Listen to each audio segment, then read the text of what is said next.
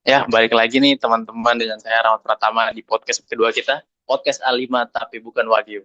Tentunya dengan tamu-tamu kita nih, peserta Latsar Bappekom Jogja batch 3 yang akan bawain materi-materi full daging tapi bukan Wagyu. Hari ini bakal bakar daging apa nih kita nih?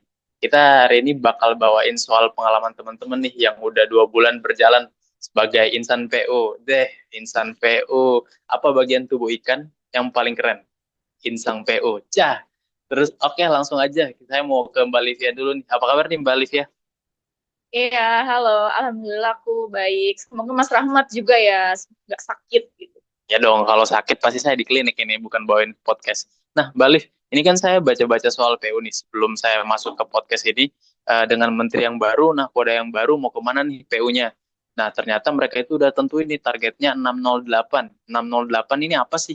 Nah, ternyata pas saya baca-baca 608 itu 6-nya target angka ICOR di bawah 6%. ICOR itu incremental capital output ratio yang dimana itu indikator ekonomi yang mengukur jumlah investasi yang dibutuhkan untuk menghasilkan tambahan 1 unit output. Nah, dalam istilah singkatnya itu untuk mengukur efisiensi dari investasi di suatu daerah atau suatu negara nih. Nah, itu yang mau ditekan di angka di bawah 6% oleh PU nih. Nah, semakin ke bawah itu semakin bagus, semakin ditekan semakin bagus. Pun kebalikannya, vice versa lah. Nah, terus nolnya ini menuju 0% tingkat kemiskinan ekstrim dan 8%-nya itu 8% sesuai dengan cita-cita Asta Cita Prabowo untuk pertumbuhan ekonomi 8% itu nih. Tapi kan saya ya hanya orang luar lah. Mungkin teman-teman di sini yang lebih paham, yang lebih tahu PO 608 itu apa. Mungkin bisa dijelasin lebih lanjut, Balik. Oke, sebenarnya tadi yang dibahas oleh Rahmat itu udah mencakup semua deh kayaknya. Dan kayaknya aku nggak perlu jelasin lagi deh. Karena betul ya, PU 608 ini kan sekarang menjadi target utama dari Kementerian PU ya. Yang mana benar kata Mas Rahmat tadi, angka 6 itu berarti kan efisiensi dari ICOR kurang dari 6. ICOR itu sendiri kan incremental capital output ratio, yaitu rasio tambahan investasi terhadap tambahan output atau PDB. Bagaimana setiap rupiah yang diinvestasikan untuk infrastruktur itu harus efisien supaya hasilnya benar-benar bisa dirasakan masyarakat. Nah, rata-rata ICOR Indonesia itu pada tahun 2019, oh sorry, 2015-2019 itu berada di kisaran 6. Nah, maka dari itu targetnya pemerintah melalui strategi PU 608 ini punya target ICOR-nya itu harus kurang dari 6 agar pembangunan infrastruktur lebih produktif dan efisien. Itu yang tadi ya, yang apa angka 6 ya. Sedangkan untuk angka 0 sendiri itu adalah ya betul menghapus kemiskinan, membuat kehidupan rakyat lebih layak tanpa ada yang tertinggal. Karena seperti yang kita ketahui kan sekarang masih banyak ya kemiskinan di mana-mana gitu. Apalagi kalau kita lihat Indonesia bagian timur sana gitu kan. Kemudian angka 8 sendiri itu adalah semangat untuk mendorong pertumbuhan ekonomi hingga 8% per tahun. Nah, dari mana sih angka 8% per tahun ini? Itu sebenarnya sudah melalui berbagai kajian ya dari tim ahli kami di Kementerian Pekerjaan Umum hingga muncullah angka 8 ini. Jadi, Mas Rahmat, menurutku PU 608 ini merupakan strategi yang sangat amat ambisius juga visioner ya. Jadi bukan hanya sekedar angka, tapi juga merupakan simbol dari harapan besar bangsa Indonesia. Seperti itu. Karena kan sebagaimana slogan PU juga ya, membangun negeri untuk rakyat. Seperti itu, Mas Rahmat. Keren-keren ya. Jadi dari semua insan PU itu targetnya ya tetap PU 608 itu ya. Keren-keren sih. Dijabarin targetnya 3 itu, tapi pasti turunan kerjanya tuh banyak. Nah, mungkin selanjutnya dari Mbak Sheila nih, Mbak Sheila, mungkin bisa dijelasin dari perspektif yang beda soal PU 608 ini. Halo, halo. Iya nih Mas Rahmat. Sebenarnya dari awal kita masuk PU itu ya pas masa-masa orientasi CPNS itu kan udah mulai dikenalin ya sama PU 608 ini. sama Ibu Wamen kemarin kalau nggak salah ya. Jadi kayak benar-benar ditekankan bahwa PU 608 ini sebagai capaian target dari Kementerian PU menuju Indonesia Emas. Nah, kalau yang 6 sama 0 tadi kan udah sempat dibahas banyak ya sama Mbak Livia. Mungkin aku bisa sedikit bahas tentang angka 8-nya ini ya. Nah, angka 8 ini tuh merepresentasikan target Kementerian PU pada pendorong pertumbuhan ekonomi Indonesia yang mana bisa dinaikkan hingga 8% per tahun. Kalau nggak salah kondisi sekarang itu ada di bawah 5% ya. Jadi menurut aku dalam mendorong pertumbuhan ekonomi ini hingga mencapai angka 8 ini merupakan tugas yang cukup berat ya. Nah, pas orientasi kemarin kayak yang udah di-mention Ibu Wamen, salah satu hal yang bisa kita lakukan untuk meningkatkan angka ini itu membutuhkan dukungan dari berbagai elemen yang ini tuh bisa menjadi sebagai salah satu fondasi ya, yaitu adalah human resource atau sumber daya manusia yang berperan aktif dalam memecahkan masalah-masalah yang ada untuk mencapai target yang tadi 8%, angka 8% tadi. Nah, menurut aku SDM yang dibutuhkan dalam tugas ini itu adalah SDM yang memang unggul dan juga punya integritas tinggi dan juga pastinya berorientasi dengan hasil ya. Nah, selain itu juga sempat di-mention, selain SDM, salah satu fondasi yang perlu kita kuatkan itu adalah pada bagian infrastruktur. Nah, infrastruktur yang berkelanjutan, lalu berdaya tahan dan berbasis teknologi itu juga pasti juga akan berdampak ke konektivitas antar wilayah, di mana konektivitas ini bisa meningkatkan eh, mobilitas barang, lalu orang dan juga jasa itu bisa jadi lancar gitu mobilitasnya. Jadi dengan lancarnya mobilitas ini biaya logistik bisa turun, lalu distribusi barang bisa lebih cepat dan murah pastinya, dan di mana hal ini juga juga pasti bisa mendorong pertumbuhan ekonomi ya sesuai dengan targetnya tadi yaitu ke angka 8%. Terus juga dengan infrastruktur yang baik ini juga bisa jadi daya tarik investor untuk berinvestasi di Indonesia modal. Bisa dikelola antara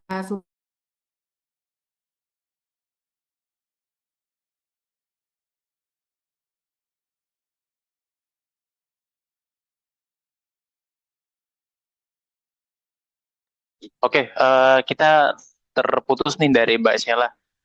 Sambil nunggu Mbak Sheila, tadi saya mau highlight dulu nih apa yang dikatain Mbak Sheila itu lumayan ini ya, lumayan menarik juga ya. Ternyata kita masih di bawah 5%, ditargetin 8%. Apakah target 8% itu visible buat kita atau emang mau banget tuh mau nyampe 8%? Apa rasionalnya 7% apa gimana? Tapi terlepas dari itu, wah karena kita narasumbernya nih dari insan-insan PU ya, berarti pekerjaan teman-teman P itu tuh lumayan berat ya, lumayan berat karena seperti yang Mbak Sheila sebutin tadi itu benar-benar untuk meningkatkan pertumbuhan ekonomi. Salah satu katalisatornya itu ya infrastruktur tadi sebagai jalan atau pokoknya memudahkan logistik atau apapun itu yang berkaitan dengan infrastruktur.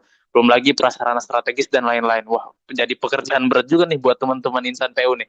Nah, kita sambil nungguin Mbak Sheila reconnecting ke kita, kita bicara soal ini deh, pengalaman teman-teman nih yang udah 2 bulan ya di sini ya. Nah, aku mau penasaran sama pengalamannya Mbak Maulida. Mbak Maulida, tolong ceritain dong Mbak, pengalamannya selama menjadi insan PU.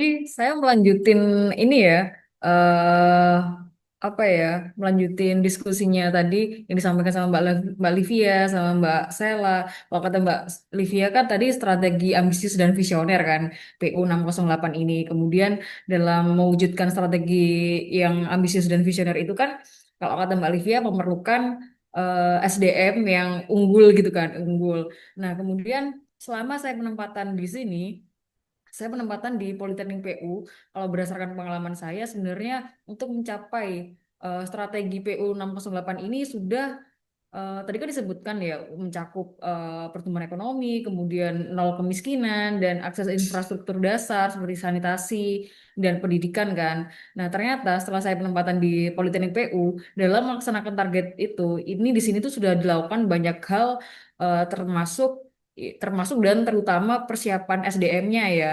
Nah, persiapan SDM-nya di sini tuh persiapan SDM yang memiliki pendidikan yang berkualitas ya. Jadi di sini program studinya itu memang sudah berbasis ke-PU-an. Jadi ada 3 program studi yaitu teknologi konstruksi jalan dan jembatan, teknologi konstruksi bangunan gedung, kemudian teknologi konstruksi air. Kemudian mata kuliahnya pun sudah disesuaikan sama kebutuhan PU. Banyak proyek-proyek PU kan. Jadi ada perencanaan, kemudian pemeliharaan dan pengoperasian itu sudah banyak di sini. Kemudian dan kayak contohnya mata kuliahnya itu sudah mengarah ke KPU-an ya, itu ada proyek jalan jembatan. Kalau saya kan di teknologi konstruksi jalan dan jembatan.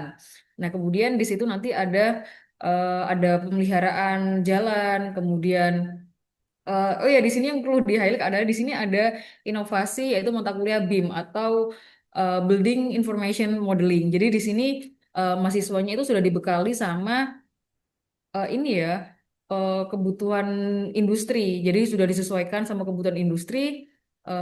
Kemudian lulusan di sini pun selain mata kuliahnya yang mendukung di dunia konstruksi itu juga dibekali nanti ada sertifikasi. Nah, sertifikasi ini kan dapat membantu mereka untuk cepat mendapatkan kerja, kemudian menjadi tenaga kerja atau SDM yang tangguh dan unggul. Nah, dengan SDM yang tangguh dan unggul itu saya rasa itu merupakan eh, bisa mencapai strategi ambisius dan visioner tadi PU 608 dengan penyiapan sumber dayanya dulu ya. Kemudian jadi saya rasa dalam pemenuhan target 608 ini terutama di bidang pendidikan dan penyiapan SDM, PU itu nggak omong kosong. Jadi ini adalah bukti nyata kalau PU itu benar-benar serius menuju langkah pemenuhan PU 608 ini melalui semua lini. Kalau di saya kan di bidang pendidikan ya, dari pendidikan pun sudah dimulai. Kalau itu menurut saya sih Mas Rahmat. Wih, menarik, menarik. Saya justru baru ini sih, Mbak, deep dive ke bagaimana PSDM PU itu bahkan dimulai bukan pada saat pegawai, tapi udah disiapin dari Politeknik ya, Mbak, ya? Iya betul. Jadi di Politeknik ini mereka itu visi misinya adalah untuk ini ya targetnya adalah untuk memenuhi SKKNI level 4. Jadi untuk di sini kan ada 3 ya, masih ada 3. Jadi level 4 itu adalah teknisi. Nah, itu untuk memenuhi kebutuhan industri konstruksi. Mereka jadi disiapkan sesuai dengan kebutuhan industri di luar. Jadi memang saya rasa di sini sudah disesuaikan sama kebutuhan industri konstruksi ya. Itu sih Mas. Wih, keren-keren banget nih, keren banget. Ini penonton tersetia dari podcast A5. Keren banget nih podcast kita kali ini. Banyak background lah, ada yang dari keuangan, ada yang dari kepegawaian, ada teman-teman dari balai. Keren banget lah ini. Ini udah dari Politeknik yang sebelumnya mungkin banyak yang teman-teman belum tahu ya kalau PU itu udah punya Politekniknya dan udah dipupuk dari sejak masa pendidikan. Dan tadi kata Mbak Maulida itu udah untuk menuhin disesuaikan dengan kebutuhan industri. Wah, keren banget ya. PU keren banget ya. Gimana sih cara masuknya? Nah, lanjut aja deh. Sekarang kita ke Mbak Arel. Mbak Arel dengan background yang beda dari Mbak Maulida. Saya penasaran nih, apa aja sih pengalaman-pengalamannya selama di PU? Oke, makasih Mas Rahmat buat kesempatannya. Jadi, aku spill sedikit ya. Aku ini di Setdijen CK, CPNS juga tiba-tiba dipanggil sama Pak Kabak buat jadi penanggung jawab transformasi digital. Gak tahu tuh apa tuh transformasi digital gitu kan. Tiba-tiba Pak Kabak manggil ke ruangan buat ngasih tahu kalian pegang transformasi digital ini dan itu kita cuma berempat. Itu anggotanya dari pegawaian Setdijen CK ya kan. Terus kita itu bingung. Kita itu disuruh cobalah tanya senior. Kita nggak punya template. Kita nggak punya dokumen-dokumen yang udah ada gitu. Jadi gimana caranya biar kita bisa memenuhi penilaian transformasi digital mau nggak mau? Kita semua berempat bagi tugas. Bagi tugasnya gimana? Ada yang ke keuangan, ada yang ke PPK, bahkan ada yang ke Buses buat sekedar minta tanda tangan elektronik guys. Maksudnya kayak kita ini CPNS loh. Kok rasanya berat banget dapat tugas kayak gitu. Suka mikir kenapa sih nggak orang pegawainya aja gitu ya, yang udah kenal sana sini, otomatis mau nggak mau kita harus ketemu banyak senior di luar bagian kita gitu kan, mau nggak mau akhirnya kita kenalan, hasil kita dapat relasi, kita dapat insight, dan kita dapat dokumen yang kita butuhin gitu kan. Minusnya apa sih? Minusnya capek banget. Karena apalagi saya gitu ya, kayak aduh deg-degan banget nih harus ketemu sama senior, tapi kayak ya udahlah demi tugas dan tanggung jawab saya gitu kan, akhirnya saya paksa diri saya buat minta dokumen-dokumen itu. Terus apa sih hubungannya sama PU 608 ini? Tadi dibahas sama Mbak Sela, kalau ini juga berhubungan dengan teknologi. Transformasi digital ini fokusnya kan ke SPBE ya. Buat yang nggak tahu SPBE itu sistem pemerintahan berbasis elektronik. Jadi kita mulai ngerti kalau digitalisasi itu bukan cuma soal aplikasi, tapi soal gimana sistem itu bisa dipakai beneran guys. Bikin kerjaan bisa lebih efisien, bisa lebih transparan, dan pastinya lebih aman. Aku tuh pas ngumpulin bukti-bukti dokumen penilaian itu ya, baru kerasa nih ternyata tata kelola digital yang rapi itu penting banget. Kita jadi mengenal apa itu organisasi, apa itu proses, data, bahkan sampai ke teknologi. Dan semua itu awalnya kita nggak ngerti apa-apa. Sekarang jadi bagian dari kerja nyata yang berdampak. Jadi ya bisa dibilang dari yang awalnya cuma jadi CPNS ngangguk-ngangguk gitu ya, CPNS bingung. Sekarang aku bisa bilang kalau kita itu ikut dorong reformasi birokrasi lewat digitalisasi. Jadi bukan cuma ngerjain tugas, tapi beneran kontribusi ke PU 608. Gitu aja sih Mas Rahmat. Wih, keren banget Barel dari episode pertama podcast A5 udah kayaknya udah luapin emosi nih. Tapi berarti Mbak Arel nih walaupun mungkin meluapkan emosinya ya, tapi kan bersyukur juga karena itu menandakan kalau ya PO itu percaya dengan insan-insan PO yang mereka rekrutkan. Terus dibebankan tugas tapi kan tetap di dalam bimbingan mentornya. Dan itu berarti menandakan kalau ya apa ya memukul mundur kayak apa ya skeptical soal PNS itu banyak leha-lehanya, banyak ya siang sore jam 3 udah pulang. Padahal di PU itu nggak gitu loh, tetap kita dibebankan kerja yang lumayan banyak, bertanggung jawab atas kerjaan yang lumayan banyak, karena itu tadi tak mencapai target PU 608, apalagi yang pertumbuhan ekonomi 8% yang sementara padahal kita ini masih di bawah 5%. Nah itu jadi kerja berat juga nih, pasti ya, buat bukan cuma Mbak Arel, tapi semua kita yang jadi insan PU. Nah, eh, oh bicara soal 8% pertumbuhan ekonomi, ini sudah terhubung balik ya ke Mbak Sheila. Mbak Sheila mungkin bisa dijelaskan lebih lanjut soal angka 8 di PU 608. Halo, halo. Ya, Mas Ahmad. Maaf tadi agak ada masalah sedikit. Jadi keputus di tengah jalannya. Tadi sampai mana, Mas? Maaf. Iya, tadi kan kita bicara soal ini transformasi digital dari Mbak Arel ya. Itu kan bicara soal transformasi digital, bagaimana transformasi digital itu supaya kerja etos kerja di PU itu bisa semakin efisien dan juga salah satunya untuk mencapai angka 8 di PU 608. Nah, tadi Mbak Sheila kan menjelaskan soal PU 608 di bagian 8-nya. Karena tadi terputus, saya masih penasaran nih. 8 nih apa nih? 80 Indonesia Merdeka atau apa nih? Tolong dijelasin dong Mbak Sheila. Oke, oke, Mas. Jadi kan PU 608 itu tuh dari awal kita masuk PU nih, pas masa-masa orientasi itu udah dikenalin nih sama PU 608. Apa sih PU 608 ini gitu kan? Jadi PU 608 ini merupakan capaian target dari Kementerian PU menuju Indonesia Emas. Kalau misalnya tadi udah dijelasin ya, yang 6 sama 0 sama Mbak Livia tadi udah dijelasin. Untuk angka 8-nya ini mungkin aku bisa bahas sedikit ya. Untuk angka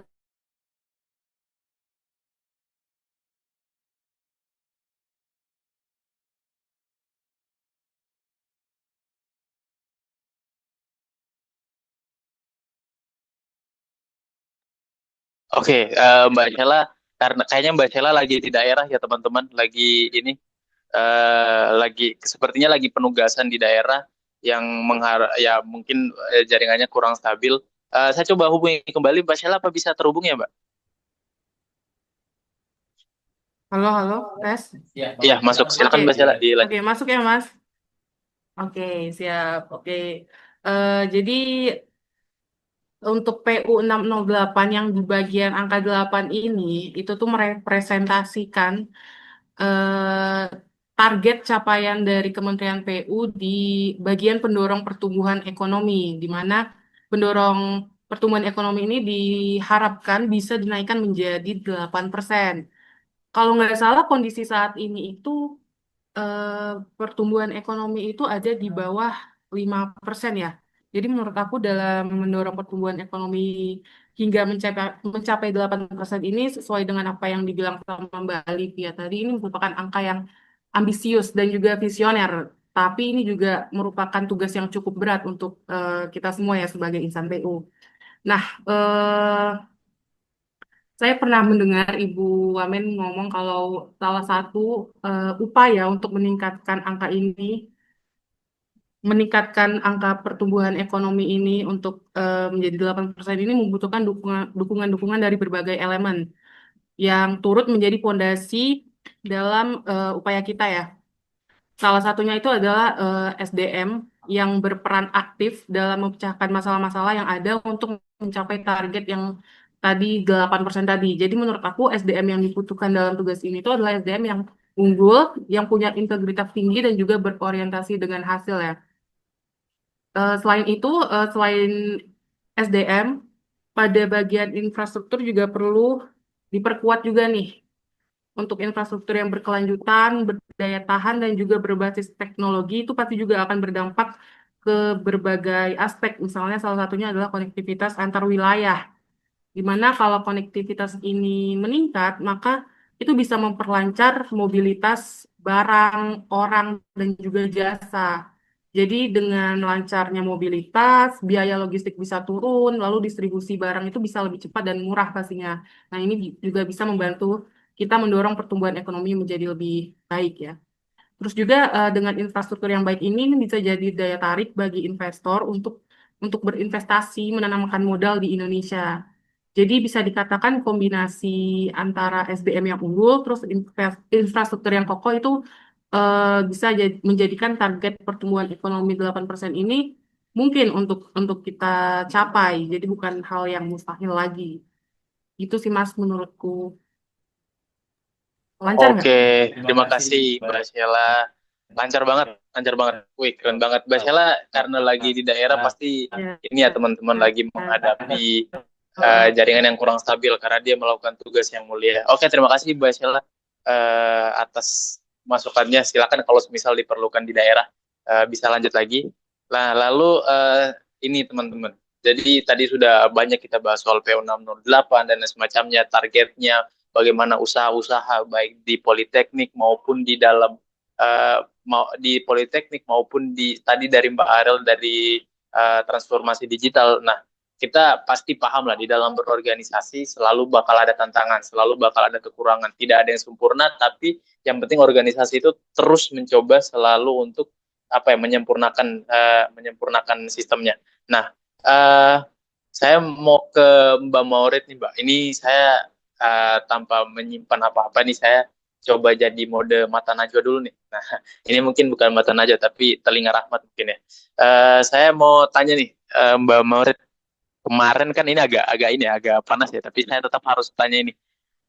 Mbak Morit, kemarin sempat ada berita soal OTT KPK nih di PO yang berimbas pada bersih-bersih di PO. Ini menurut saya menjadi tantangan, udah kayak mata aja ya nadanya, menjadi tantangan dari PO itu sendiri untuk bergerak menuju 608 kalau masih ada tindak-tindak korupsi nih di dalamnya nih. Nah, Mbak Morit mungkin bisa kasih penjelasan lebih soal ini, Mbak. Silakan. Oh iya, ini Mas Rahmat pinter banget deh jadi moderator. Gila-gila, kayaknya panggungnya harus diperbesar. Nggak cukup di sini. Iya, jadi kalau nanya tentang OTT ya Mas, jujur pas baru masuk PU, ya gimana ya, masuk PU terus ada OTT, pasti kita insan PU-nya ditanya gitu ya. Kok bisa? Kenapa? Gitu kan. Terus ya kalau OTT di mana-mana lah ya. OTT yang di Sumut, kalau pernah tahu, baru-baru ini sih Juni, terus kan itu ada juga ya kena ke Kasatkernya yang di Medan. Mungkin itu jadi inilah ya, jadi kayak Maurid sumut kan, tahulah kenapa orang itu bisa sampai OTT gitu. Jadi pertanyaan ini tuh langsung menohok gitu. Lalu saya cari tahu gitu ya, ternyata kasusnya memang besar dan memang sudah adalah pengaturan dari awal untuk memenangkan. Jadi kayak ya ada dugaan suap sampai miliaran rupiah gitu ya kan. Jadi beberapa orang pun tersangka. Kalau nggak salah, yang dari PU ada juga nggak sih Mas? Mas Rahmat tahu nggak? Apa nggak ada? Saya karena saya bukan mata najwa, saya telinga Rahmat ya. Jadi yang saya dengar aja. Oh, Karena saya nggak dengar, ih. ya berarti saya nggak bisa bicara Oh soal itu iya. ya, Mbak. Kan, oh tidak mendengar ya. Bisik-bisik tetangga pun nggak ada ya Mas? Nggak ada, nggak ada. Iya. Jadi sebenarnya katanya ada gitu ya. Cuman saya yakin kalau kementerian kita ya, kan kita CPNS PU ya, kita harus pro PU gitu ya. Saya rasa Kementerian PU pasti telah memastikan stakeholdernya itu tidak terlibat lah kasus ini. Kalaupun terlibat, pasti ada upaya untuk eh, memeriksa atau bahkan ya merestrukturisasi gitu ya, teman-teman. Nah, jadi dari kasus OTT ini, saya belajar bahwa integritas itu kunci gitu ya Mas. Kalau Mas tahu di Bina Marga dulu itu slogannya eh, cepat maju jaya, tapi sering diplesetin cepat maju kaya gitu. Mungkin karena lahan basah, jadi sangat-sangat dekat lah ya dengan hal-hal seperti itu gitu ya. Lahan basah ya, tapi kok saya kering ya, Mbak ya? Waduh Mas, apalagi saya lagi Mas. Waduh, ngeri Mas. Oke. Ya gimana gimana lanjut, Mbak. Iya lanjut kali ya. Jadi menurut saya itu perlu dibongkar dan dari situ kita rasa itu tamparan keras ya. Karena dari peristiwa pahit itu kita diingatkan nih, pembangunan bukan soal jembatan, jalan, gedung, tapi pembangunan itu juga agak soal amanah. Jangan sampai kita OTT dulu baru PU-nya berbenah gitu kan. Nah, jadi bersih-bersih itu bukan cuma soal menindak yang salah tapi juga memperbaiki sistem dan membangun kembali budaya integritas. Mungkin karena itu kita latsar kali ya, Mas. Nah, terus tadi teman-teman kan bahas tuh 608. Saya rasa kalau tidak ada korupsi gitu ya, mungkin proses merealisasikan 608 itu pasti lebih cepat gitu ya dan akan semakin berkontribusi lah pada kita. Mungkin itu sih Mas kalau dari saya. Oke, kan takutnya semakin panas nih soal kita bahas eh bahas ya bahan-bahan yang kayak gitu. Aduh, takut podcast saya ntar rame nih subscribernya. Waduh, Mungkin kita bahas di segmen yang lain ya soal itu ya, Mbak Merit, di kesempatan lain. siap.